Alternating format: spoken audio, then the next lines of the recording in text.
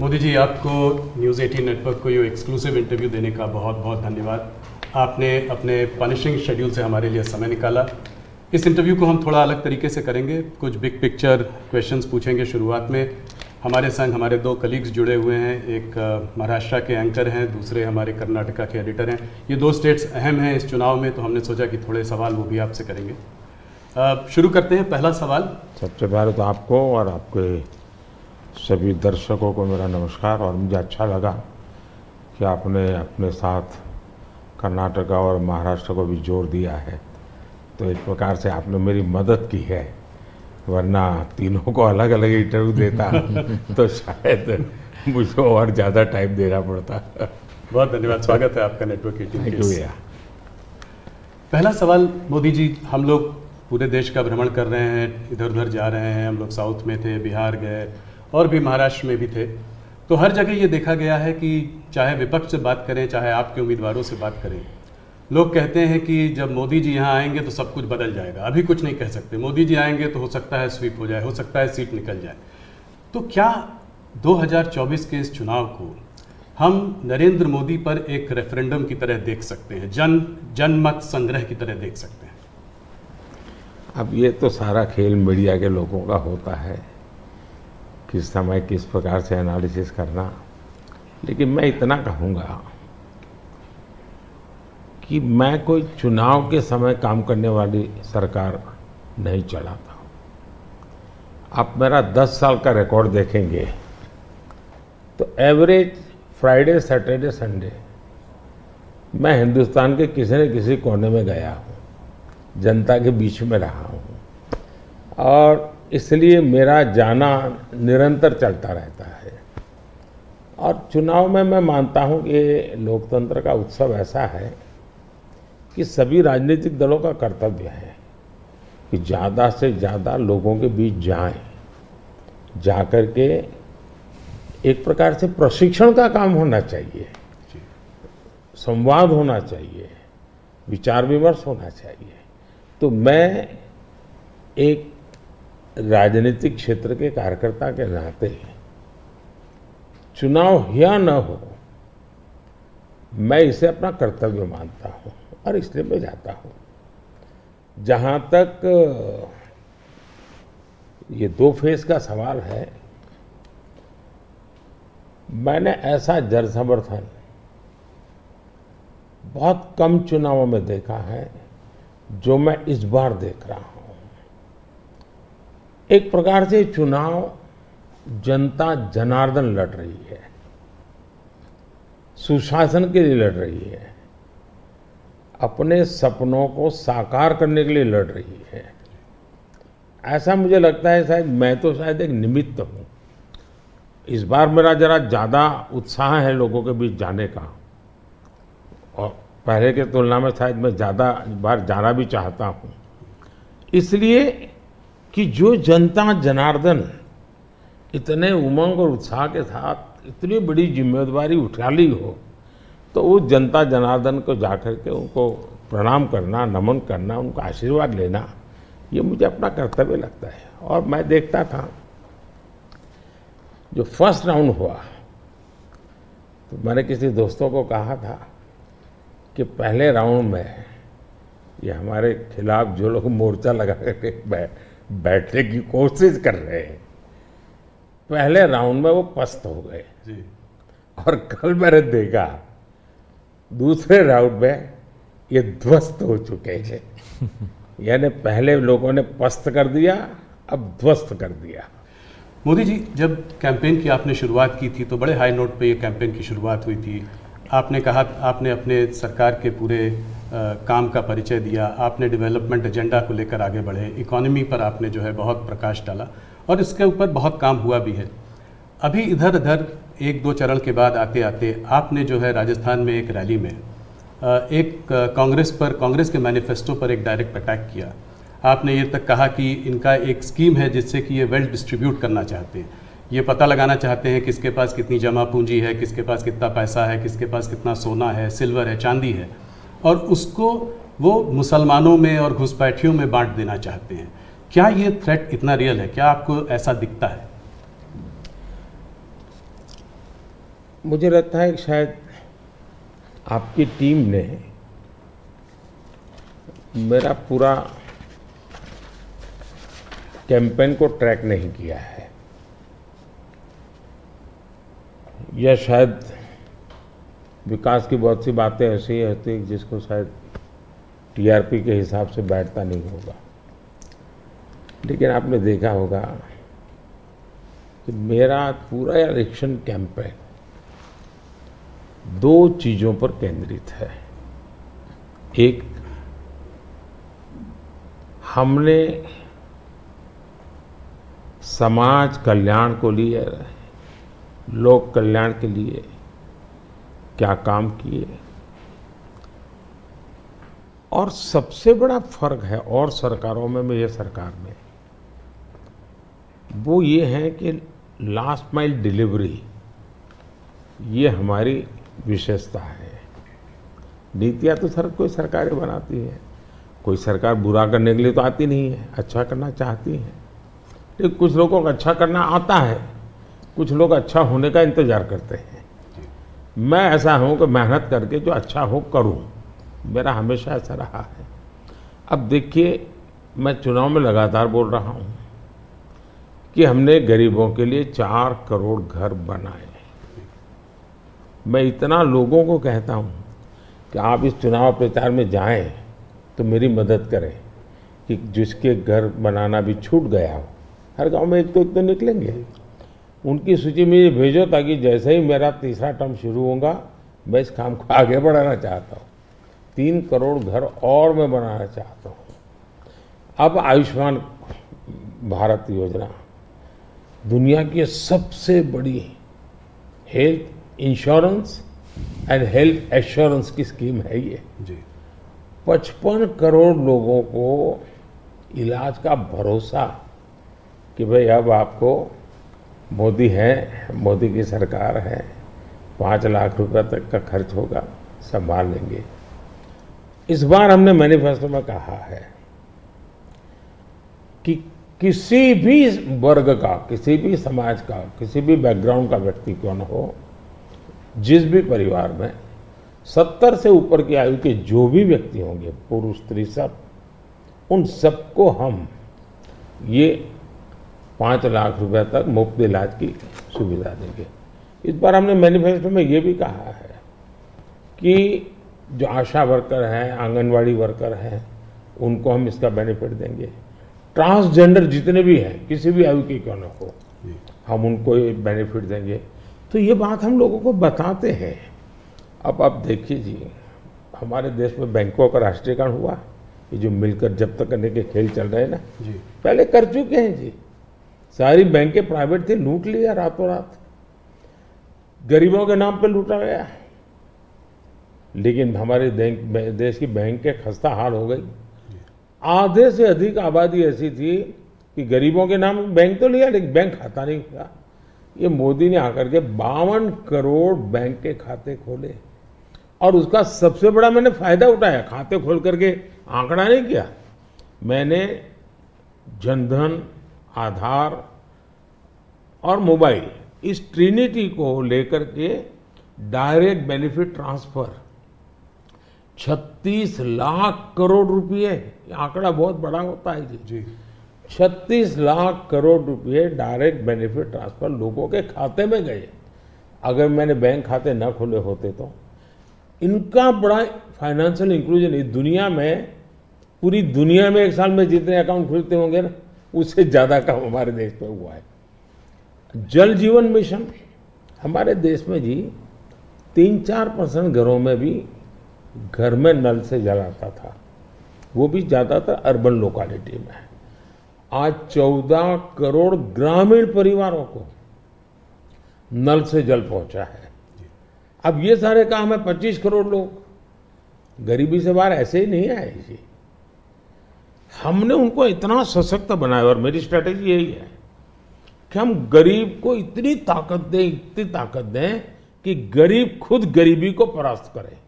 और जब गरीब अपने मेहनत से गरीबी को परास्त करता है ना, उसके बाद उसको गरीबी में वापस नहीं जाना, ये संकल्प बन जाता है। और वो देश की शक्ति बन जाता है। आज हमें फायदा है, 25 करोड़ लोग गरीबी से बाहर आए, बहुत बड़ा अचीवमेंट है जी, दुनिया इसकी तारीफ कर रही है जी। और ये एक मॉडल बनेगा जी। ये जो डेवलपिंग कंट्रीज है उनके लिए मॉडल बनेगा जी। अब देखिए 2014 के पहले क्या हाल था। 2014 के पहले आपके सारे मीडिया वाले निकाल दीजिए, फ्रेजाइल फाइव यही हेडलाइन होता था जी। आज जी हम वाइब्रेंट इकोनॉमी बन गए। IMF ने दुनिया के 150 देशों का समूह, जिसमें चाइना भी है, हिंदुस्तान भी है, जिसको हम कहें कि एक डेवलपिंग कंट्रीज है या जो इमर्जिंग इकोनॉमी वाले देश हैं, ऐसा का एक समूह का उनको क्लासिफाई करके उन्होंने उसका एनालिसिस किया। बड़ा इंटरेस्टिंग है, यानी एक प्रकार से ये इंडिया का पीयर ग्रुप हम कह सकते हैं। अब देखिए क्या एनालिसिस है। 1998 इंडिया पर कैपिटा GDP इस पीयर ग्रुप से 30% के आसपास थी, यानी पूरा 150 देशों का देश है। उस समय अटल जी की सरकार थी, 98 में अटल जी की सरकार है। 98 से 2004 अटल जी के अपने कार्यकाल में ये 30% को 35% ले गए। अच्छा प्रोग्रेस हुआ। लेकिन दुर्भाग्य देखिए जी, 2004 में ये सब खिचड़ी कंपनी आ गई और ये खिचड़ी कंपनी ने अटल जी की मेहनत जो थी उस पर पानी फेर दिया। 35% को 30 पर ले आ गए वो लोग। यानी इन सारी कंट्रीज ने भारत से ज्यादा अच्छा परफॉर्म किया और हमने बुरा किया। यूपीए की सरकार में भारत डेवलपिंग वर्ल्ड की अपेक्षा और गरीब हो गया। हमसे गरीब थे, वो भी हमसे आगे निकल गए।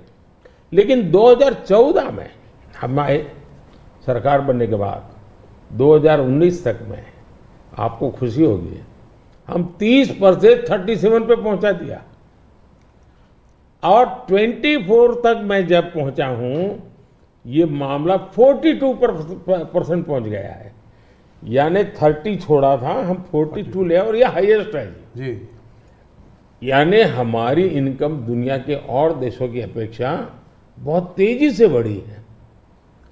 अगर आप 10 साल के कालखंड में इन्फ्लेशन को भी ले, जो महंगाई की इतनी चर्चा करते हैं ना, तो ये 10 साल सबसे कम इन्फ्लेशन वाला कालखंड रहा है। ये मैं इतना सारा जो कहता हूं और हकीकत के आधार पर कहता हूं, कठोर परिश्रम करने के बाद अचीव किया है जी। पूरी सरकार को मोबिलाइज किया है और लक्ष्य को पार करने के लिए जी जान से जुड़ गए हैं। उसके बावजूद भी मोदी क्या कहता है? मोदी तो कहता है, भाई ये तो ट्रेलर है, मुझे तो और आगे जाना है और नई नई आकांक्षाएं, और मैं बहुत तेजी से बढ़ना चाहता हूं देश को लेकर के।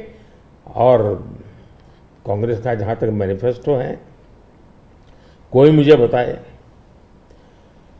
क्या चुनाव के अंदर पॉलिटिकल पार्टियों के मैनिफेस्टो ये कोई शोपीस के लिए होते हैं क्या? सचमुच में तो मीडिया का काम है कि हर एक पॉलिटिकल पार्टी के मैनिफेस्टो की बारीकी से जांच पड़ताल करे। मैं इंतजार कर रहा था कि मीडिया करे।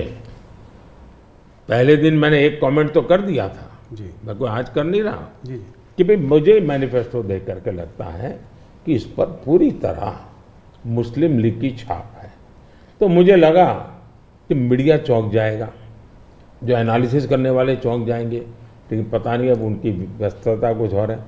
मैनिफेस्टो में उनकी तरफ से जो परोसा गया उतना ही गुड़ी उछालते रहे। फिर मुझे लगता भी ये तो इकोसिस्टम का बड़ा मिलीबग लगता है। अब मुझे सच्चाई लेकर जाना पड़ेगा। मैंने काफी 10 दिन इंतजार किया कि देश इस मैनिफेस्टो में जो बुराइयां हैं उसको कोई न कोई, क्योंकि निष्पक्ष तरीके से आता है तो अच्छा है, आखिरकार मुझे मजबूरन ये सच्चाइयाँ लेकर के आनी पड़ी। आप देखिए साहब, अब उनके एक महाशय ने अमेरिका में इंटरव्यू दे दिया जी, इनहेरिटेंस टैक्स पर। तो इनहेरिटेंस टैक्स की बात ले आए, 55% टैक्स आपकी प्रॉपर्टी। अब मैं विकास और विरासत की बात कर रहा हूँ, ये विरासत को लूटने की बात करते हैं। तो मैं और वेल्थ रिडिस्ट्रीब्यूशन की बात करते हैं, और उनके आज तक का इतिहास है, वो करेंगे क्या? तो फिर मेरी जिम्मेवारी, मेरी रिस्पॉन्सिबिलिटी है कि मैं देशवासियों को बताऊं कि भाई ये इस दिशा में ले जा रहे हैं। अब आप तय कीजिए, जाना न जाना जनता जनार्दन का हक है, लेकिन मेरा दायित्व बनता है कि तथ्य के आधार पर, तर्क के आधार पर, उनकी हकीकतों के आधार पर मुझे बताना चाहिए, वो मैं बता रहा हूँ। सैम पिट्रोडा जी ने जो है इनहेरिटेंस टैक्स की बात की, जो हम लोगों की जमा पूंजी है, जब हम अपने लोग पूरा बचाते हैं अपने फैमिली के लिए, जब हम उसको अपने आने वाली जनरेशन को देंगे तो उस पर भी टैक्स लगेगा, और ये टैक्स बहुत बड़ा टैक्स हो सकता है। तो क्या आप कहेंगे कि बीजेपी अगर आएगी तो इस टैक्स को कभी नहीं लागू करेगी? भारतीय जनता पार्टी क्या करेगी, हमारे मैनिफेस्टो में साफ हमने लिख करके लाए हुए। अब उन्होंने कहीं सगुफा छोड़ दिया तो मैं भी वो झंडा लेके घूमूंगा, ये सवाल आपके मन में कैसे आ जाता है? जी, भारतीय जनता पार्टी की विचारधारा साफ है जी। हम अपनी विचारधारा के आधार पर कार्यक्रमों को लेकर के, मैनिफेस्टो को लेकर के देश के सामने जाते हैं। कृपा करके ऐसे महाशयों के विचारों को हम पर मत थोपिए भाई। मोदी जी, राहुल गांधी ने एक बात और कही है, वो कहते हैं कि जब वो सरकार अगर उनकी आएगी तो वो एक नेशनल एक्सरे कराएंगे। इसी से जुड़ा सवाल है, इसीलिए मैं पूछना चाह रहा हूँ, एक नेशनल एक्सरे कराएंगे।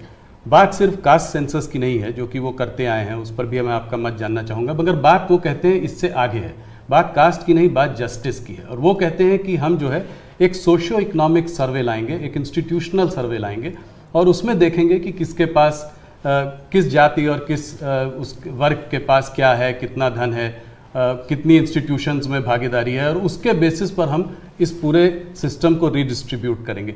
इसको आप कैसे देखते हैं? सबसे पहले तो इस देश में जो लोग अपने आप को राजनीति के एक्सपर्ट मानते हैं, जो लोग देश के उतार चढ़ाव को बड़ी बारीकी से अध्ययन करते हैं, सबसे पहले उनका दायित्व है कि वो ऐसे लोगों को पूछे कि जिस परिस्थितियों का वर्णन आप कर रहे हो, अगर ये सही है तो 50-60% और आपने अब तक ये बर्बादी लाई क्यों? पहले उनका जवाब मांगो भाई, नंबर 1। नंबर 2, एक्सरे का मतलब क्या है जी? मतलब हर परिवार में जाना, घर घर छापा मारना, अगर किसी अनाज के डिब्बे में किसी महिला ने अपने गहने छपा के रखे हैं, उसको भी एक्सरे किया जाएगा, उनके गहने ले लिए जाएंगे, जमीनों का हिसाब किताब किया जाएगा, और फिर उसको रिडिस्ट्रीब्यूट करेंगे। ये दुनिया में एक माओवादी विचार ने सब किया हुआ है, दुनिया बर्बाद हो चुकी है जी। ये पूरी तरह अर्बन नक्सल उस सोच का सीधा सीधा प्रगटीकरण है, और इसलिए मैनिफेस्टो आने के 10 दिन तक बाद भी ये जो जमात आए दिन लिखापट्टी करती है ना, वो चुप रही, उनके प्रोटेक्शन में चुप रही है। तब मिलके मेरी जिम्मेवारी बन जाती है कि देश को जगाना कि भाई देखिए आपको लूटने की ये तरकीब हो रही है। और दूसरा पार्ट है, डॉक्टर मनमोहन सिंह जी वगैरह, उन्होंने हर बार कहा है कि भाई जो भी संपत्ति होगी इस पर पहला अधिकार किसका होगा। तो हिसाब किताब बहुत साफ है, वो क्या करना चाहते हैं। आपने ये सवाल भी उठाया है। 2006 का एक वीडियो जो वायरल हो रहा है, जिसमें मनमोहन सिंह जी ने कहा है कि गरीब मुसलमानों का पहला अधिकार रिसोर्सेज पर है, ये उन्होंने साफ कहा है। आपने उसको मैनिफेस्टो में भी ये बात पॉइंट आउट की है कि ओबीसी रिजर्वेशन का जो है पार्ट लेकर वो मुसलमानों को दे देना चाहेंगे, और 2004 से 2014 के बीच में उन्होंने 4-5 बार ऐसा करने की कोशिश की भी है। अरे भाई, ये तो बड़ा इंटरेस्टिंग सवाल आपने पूछा है, जरा मेरा जवाब लंबा हो जाएगा, लेकिन देश के लिए मुझे बताना पड़ेगा। बताइए। आप कांग्रेस का इतिहास देख लीजिए, 90 के दशक से ये मांग उठी है देश में। समाज का एक बहुत बड़ा तबका है जिसको लगता था कि हमारे लिए कुछ होना चाहिए, उसके लिए आंदोलन हुए हैं। 90 से पहले कांग्रेस ने पूरी तरह इस बात को खारिज कर दिया, उसका विरोध किया, उसको दबाने की कोशिश की है। यानी 90 के पहले का उनका दशक है। फिर उनको जितनी भी कमीशन बने, जितनी कमेटियां बनाई, उसके भी रिपोर्ट्स ओबीसी के विचार के पक्ष में आने लगे। अब उनके सिफारिशों को भी वो नकारते रहे, रिजेक्ट करते रहे, दबाते रहे। 90 के दशक में उनको लगा कि भाई अब इसको जरा उनकी वोट बैंक की राजनीति के अनुसार उसको टर्न दिया जाए। उन्होंने पहला पाप किया क्या, 90s के दशक में कर्नाटका में उन्होंने धर्म के आधार पर, आपको याद होगा, कर्नाटका में उन्होंने धर्म के आधार पर मुसलमानों को ओबीसी घोषित कर दिया। यानी देश के ओबीसी को नकारना, उस विचार को दबाना, उस विचार को रिजेक्ट करना, लेकिन राजनीति खातर मुसलमानों को ओबीसी घोषित कर देना। केंद्र से कांग्रेस गई, 2004 तक ये प्लान ठप रहा, उनका इरादा पक्का नहीं हुआ। 2004 में वो फिर आए, तो आते ही आंध्र में मुस्लिम को ओबीसी कोटा ये देना तय कर लिया। मामला कोर्ट में जाके उलझ गया। अब ओबीसी के 27% जो आरक्षण में मिला हुआ है, भारत के संसद ने दिया है, संविधान के मूलभूत भावना के प्रकाश में दिया है। 27% शहद लगाने की उन्होंने तैयारी कर दी, डाका डालने की कोशिश की। 2006 में नेशनल डेवलपमेंट काउंसिल की मीटिंग हुई थी, एनडीसी की। मनमोहन जी के बयान पर बहुत बड़ा हंगामा हो गया। 2 साल कांग्रेस पूरी चुप रही। 2009 के घोषणा पत्र में फिर से इसका जिक्र किया। 2011 में कैबिनेट नोट है इसका, 2011 के कैबिनेट नोट में ओबीसी के 27% हिस्सा डाका डाल करके उसमें से मुसलमानों को दे देना उन्होंने तय किया जी। 2012 यूपी चुनाव में भी उन्होंने इसकी एक असफल कोशिश की, फायदा नहीं हुआ। 2012 आंध्र हाईकोर्ट ने इसको रिजेक्ट कर दिया, रद्द कर दिया, कानूनी जजमेंट आ गया। एससी में गए, सुप्रीम कोर्ट में गए, वहां भी उनको कोई रिलीफ नहीं मिला। 2014 के घोषणा पत्र में भी धर्म के आधार पर आरक्षण की बात कही है, जबकि हिंदुस्तान का संविधान जब बना तब तो कोई आरएसएस वाले, बीजेपी वाले संविधान सभा में नहीं थे। बाबा साहब आम्बेडकर जैसे लोग बैठे थे, पंडित नेहरू जैसे बैठे थे, सरदार वल्लभ भाई बैठे थे, देश के कई महापुरुष बैठे थे। उन सब ने लंबे चिंतन के बाद तय किया था कि भारत जैसे देश में धर्म के आधार पर आरक्षण नहीं दिया जा सकता। 2024 के चुनाव में आप देख रहे हैं उनका मैनिफेस्टो, और मैंने कहा इस पर पूरी तरह मुस्लिम लीग की छाप है, यानी मुस्लिम लीगी नीतियां उन्होंने अपनाना शुरू किया। अब ये जो उन्होंने स्थितियां बनाई हैं, मुझे बताइए कि देश के लोगों को ये जिस प्रकार से संविधान की धज्जियां उड़ा रहे हैं, जिस प्रकार से लोग बाबा साहब आम्बेडकर को अपमानित करते हैं, एससी एसटी के आरक्षण पर भी खतरा, तलवार लटका देते हैं, ओबीसी का तो जीना मुश्किल कर देंगे। क्या मुझे देश की जनता को प्रशिक्षित करना चाहिए कि नहीं करना चाहिए? मैं सभी जो भी विद्वान लोग हैं, जो कलम के धनी हैं, जो निष्पक्ष हैं, उनका ये दायित्व बनता है कि ऐसे समय देश को वो एजुकेट करें, सही चीज़ें बताएं। कांग्रेस का कहना है कि उन्होंने ऐसा स्पेसिफिकली नहीं बोला है, जो कि उन्होंने मैनिफेस्टो में बोला है, उसमें लिखा है कि इनकरेज और असिस्ट करेंगे स्टूडेंट्स को बिलोंगिंग टू द माइनॉरिटीज़। उन्होंने ये कहा है कि will ensure minorities receive there fair share of opportunities, ये बोला है। तो इसको आप कैसे पढ़ते हैं, मतलब उनके मैनिफेस्टो को? मुझे पकड़ने की जरूरत नहीं, मैंने 1990 से आपको हिसाब दिया है भाई जी। 1990 का हिसाब देखोगे, उसके बाद आप क्या कहोगे मुझे? अब मुझे उसमें एनालिसिस करने की जरूरत ही नहीं पड़ती जी। आपको 1990 से लेकर के डॉक्टर मनमोहन सिंह जी के 2009 के बयान तक और सारी चीजों को एक टेबल पर लेकर के देखोगे तो आप बिल्कुल इसमें से क्या निकालोगे भाई? मैं नहीं निकाल रहा हूं जी। हर एक को यही निकालना पड़ेगा भाई। हाँ, मतलब कि एक करके यहां जाएंगे वो। और ये जो भागीदारी की बात करते हैं इंस्टीट्यूशंस में कि जजेस ओबीसी नहीं है, मीडिया में ओबीसी का रिप्रेजेंटेशन कम है, इसको आप कैसे देखते हैं? अब मुझे बताइए, जो 2014 में हम आए, हमने ऐसी कोई नीति बनाई है क्या जो जिसके कारण किसी को रुकावट हो जाए? तो ये उनके पाप है, उनके पापों को देश भुगत रहा है। अगर उन्होंने सच्चे अर्थ में सेकुलरिज्म किया होता, सच्चे अर्थ में सामाजिक न्याय किया होता, वोट बैंक की राजनीति न की होती, तो ये उनको आज इस प्रकार से झूठे कागजों को लेकर के घूमना नहीं पड़ता। जी। मुझे विश्वास है कि 10 साल से मैं जो कर रहा हूं, स्थिति ऐसी आएगी कि जितनी बातें हैं उनका जवाब हम ही देंगे, कर के देंगे, हर एक को योग्य न्याय देंगे। आज हमारे पहले देश के राष्ट्रपति आदिवासी कैसे बनी हुई? हमारी सोच के कारण बनी। हमें 3 बार राष्ट्रपति बनाने का मौका आया, एक बार अटल जी के समय, 2 बार मेरे समय। पहली बार हमने किसको बनाया? माइनॉरिटी को बनाया, जी बिल्कुल। अब्दुल कलाम जी को बनाया। मुझे मौका मिला पहला तो किसको बनाया? दलित को बनाया। दूसरा मौका मिला तो किसको बनाया? आदिवासी महिला को बनाया।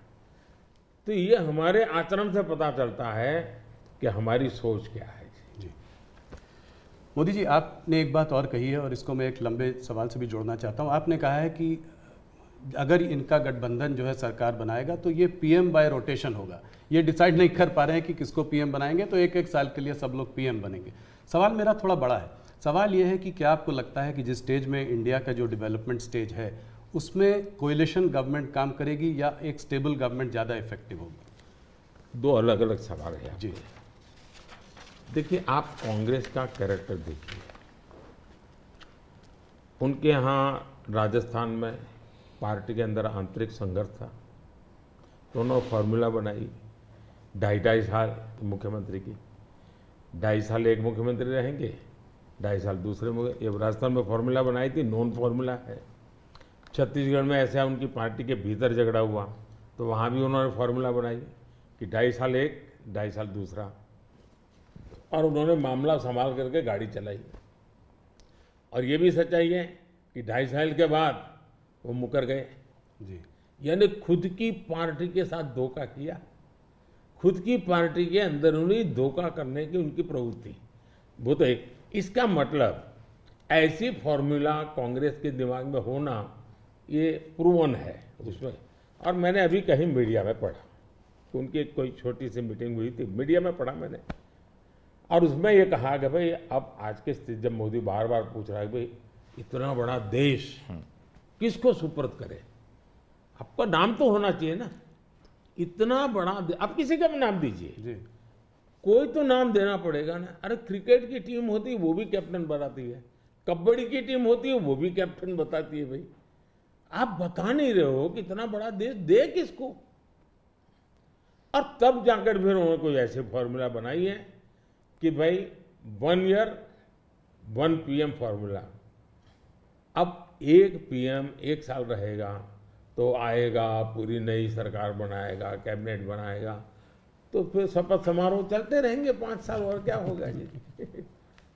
और देश संकट समारोह में उलझता रहेगा, वो शपथ समारोह में उलझते रहेंगे। अब कोई देश ऐसे चल सकता है? इतना बड़ा देश जी।